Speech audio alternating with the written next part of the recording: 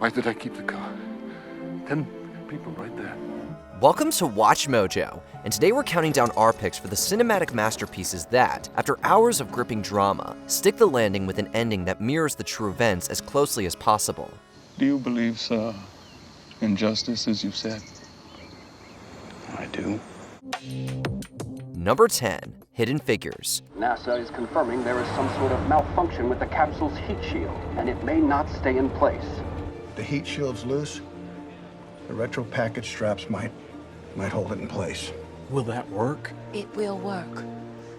It will hold it until he reaches the go, no-go point. It will work. Hidden Figures' emotional climax of this inspiring film captures the culmination of years of tireless work and groundbreaking intellect. After years of waiting and months of delays, Colonel Glenn is finally ready for that spaceflight that we've been waiting for with so much anticipation. The movie concludes with the successful orbital flight of astronaut John Glenn. John Glenn has splashed down safely. A pivotal moment in the space race, directly attributable to the precise calculations of Katherine Johnson, Dorothy Vaughan, and Mary Jackson. While the film compresses some timelines for dramatic effect, the core truth of the ending is unimpeachable. I've always wanted to swim in the Bahamas. Over.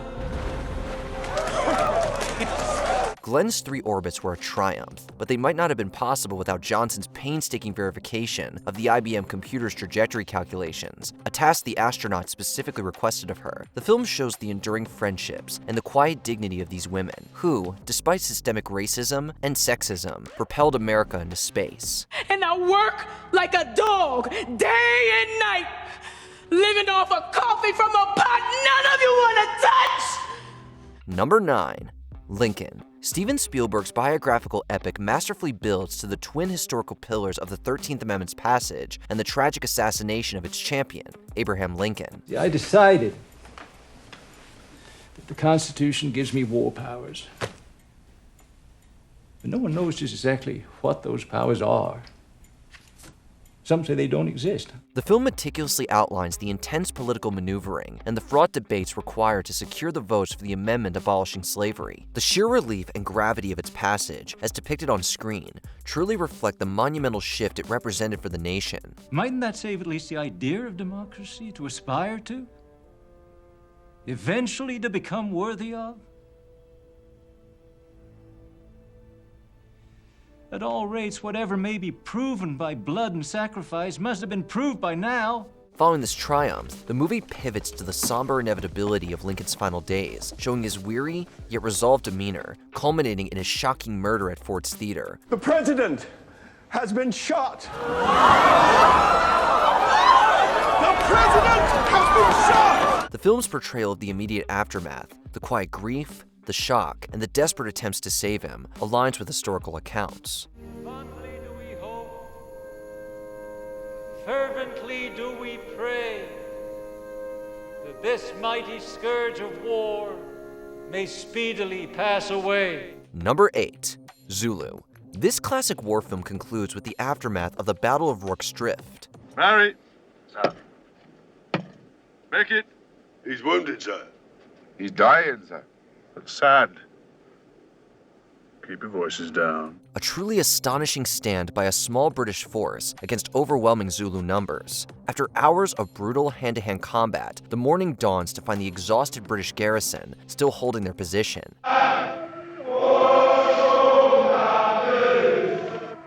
The Zulu Impi, having suffered heavy losses and facing continuous fire, famously retreated. The film doesn't shy away from the immense cost of the victory, or the respect that grew between the two forces on that brutal natal plain, capturing the historical truth of a battle that defied all expectations. 612 John Williams, Private, B Company, 2nd Battalion, 24th Foot.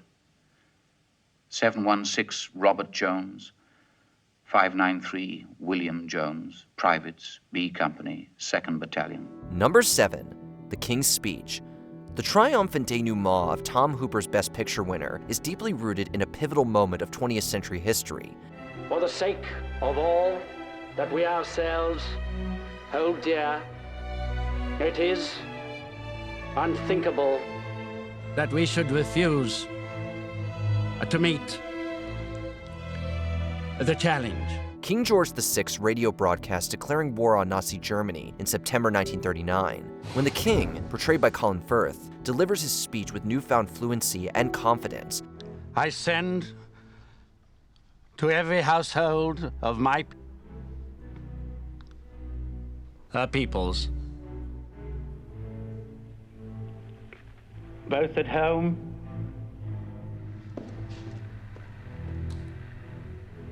and overseas. It's not just a personal victory, but a national one. Historically, the actual broadcast was heard by millions across the British Empire, offering a much-needed steady voice in a time of profound uncertainty and fear. Congratulations, Your Majesty. A true broadcaster. Thank you, Mr. Good. This powerful ending accurately portrays a monarch rising to the occasion, inspiring a nation on the brink of war with the sheer force of his newfound voice. Couldn't have said it better myself, sir. Your Majesty, I am speechless. Number 6, Dunkirk. We shall defend our island whatever the cost may be. What? We shall defend our island whatever the cost may be. Dunkirk interweaves 3 narrative strands: the land, sea, and air, all converging on this miracle. Come on, Private!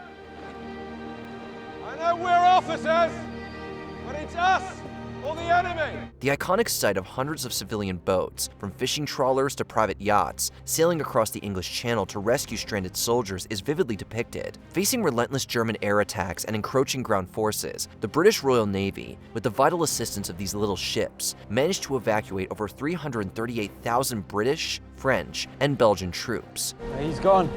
Yeah, bigger fish to fry. How do you know that stuff anyway? My son's one of you lot. I knew he'd see us through. The final scenes, showing soldiers returning home, exhausted but alive, and Churchill's famous "We shall fight on the beaches" speech, perfectly encapsulates the real-life blend of relief, resolve, and grim determination that followed one of history's most daring retreats. And even if this island or a large part of it were subjugated and starving, and our empire beyond the seas, armed and guarded by the British fleet, would carry on the struggle until, in God's good time, the new world with all its power and might steps forth to the rescue and the liberation of the old. Number 5, 12 Years a Slave. I beg that you write my friends in the North, acquainting them with my situation. The profoundly moving conclusion of 12 Years a Slave recounts Solomon Northup's harrowing journey from freedom to bondage and back again. After 12 years of brutal enslavement in the American South, Northup is finally rescued through the intervention of a white Canadian carpenter, Samuel Bass, and the legal efforts of his friends and family in the North. I will write your letter, sir. And if it brings you your freedom, it will be more than a pleasure. It will have been my duty. Now, would you kindly hand me those shekels? The film's ending depicts the arrival of the local sheriff, who presents evidence proving Northup's true identity and free status. The emotional reunion with his wife and children, who had believed him dead, is heartbreakingly portrayed. Northup was indeed reunited with his family and spent years attempting to bring his captors to justice, though was largely unsuccessful due to legal limitations of the time. There's nothing to forgive.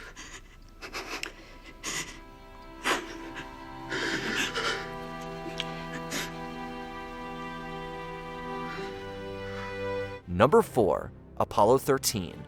It's been a privilege flying with you.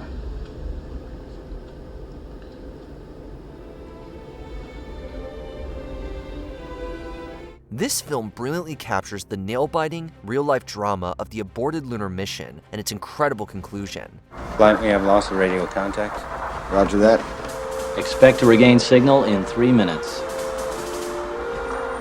The safe return of astronauts Jim Lovell, Jack Swigert, and Fred Haise. After an oxygen tank explosion crippled their spacecraft, the world watched, holding its breath, as NASA engineers worked tirelessly against impossible odds to bring the crew home. Hello, Houston. This is Odyssey. It's good to see you again. The film's final act focuses on the perilous re-entry, carefully detailing the technical challenges, from the uncertain heat shield integrity to the partial power loss and lengthy communication blackout. Roger, let's tie all the batteries on a main A and main B. Flight, they're still showering a bit up there. Do you want to tell them? Is there anything we could do about it? Not now, Flight.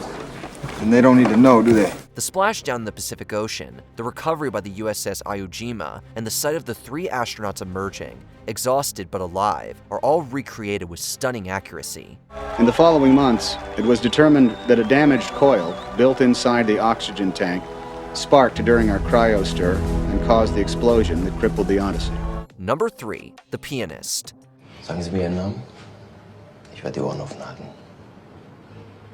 Spielmann.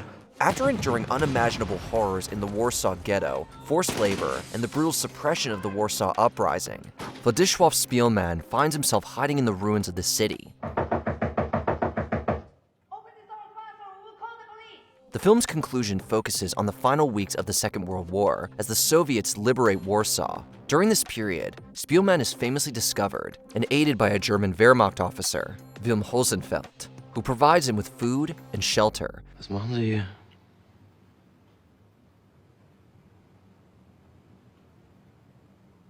Wer sind Sie?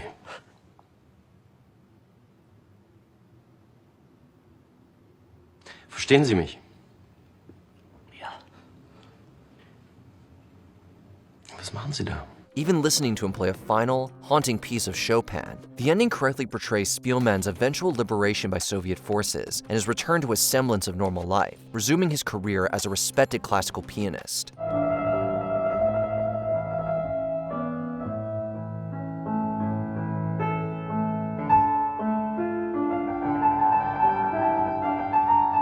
It also briefly touches upon the tragic fate of Captain Hosenfeld, who died in a Soviet POW camp.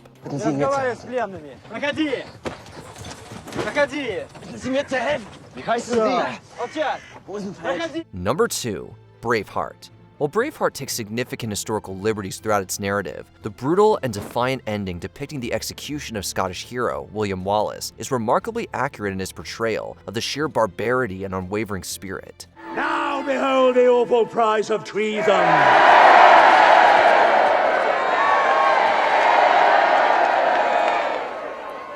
Or fall to your knees now. Declare yourself the king's loyal subject. The film meticulously details the gruesome process of Wallace's public execution in London in August 1305. Crucially, the movie emphasizes Wallace's unyielding refusal to beg for mercy or swear allegiance to King Edward I.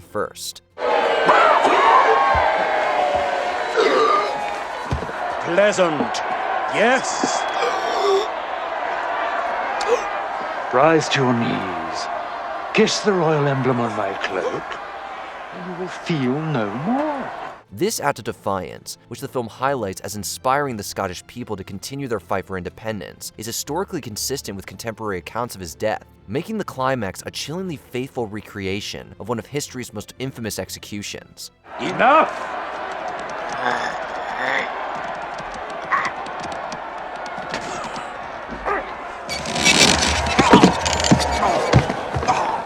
Before we continue, be sure to subscribe to our channel and ring the bell to get notified about our latest videos. You have the option to be notified for occasional videos or all of them. If you're on your phone, make sure you go into your settings and switch on notifications.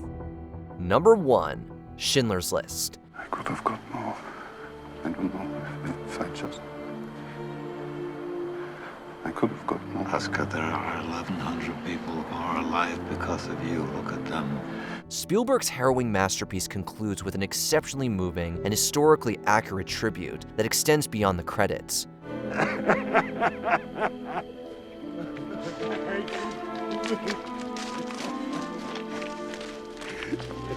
The film, depicting Oskar Schindler's courageous efforts to save over 1,000 Jews during the Holocaust, culminates with the liberation of his Schindler Juden by Soviet troops. These survivors, having escaped the horrors of Auschwitz, are shown walking to freedom, their lives a testament to one man's extraordinary humanity. The ultimate historical accuracy comes in the film's epilogue, which transitions from black and white to color. It shows the real-life survivors and the actors who portrayed them walking in a solemn procession to Schindler's grave in Jerusalem.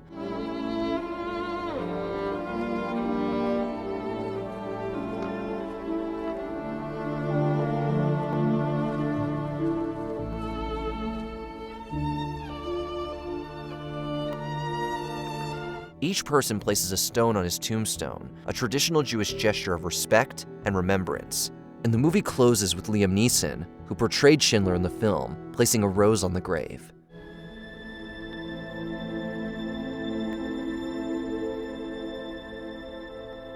Did we miss any other historically accurate movie endings that left a lasting impression on you? Let us know in the comments down below.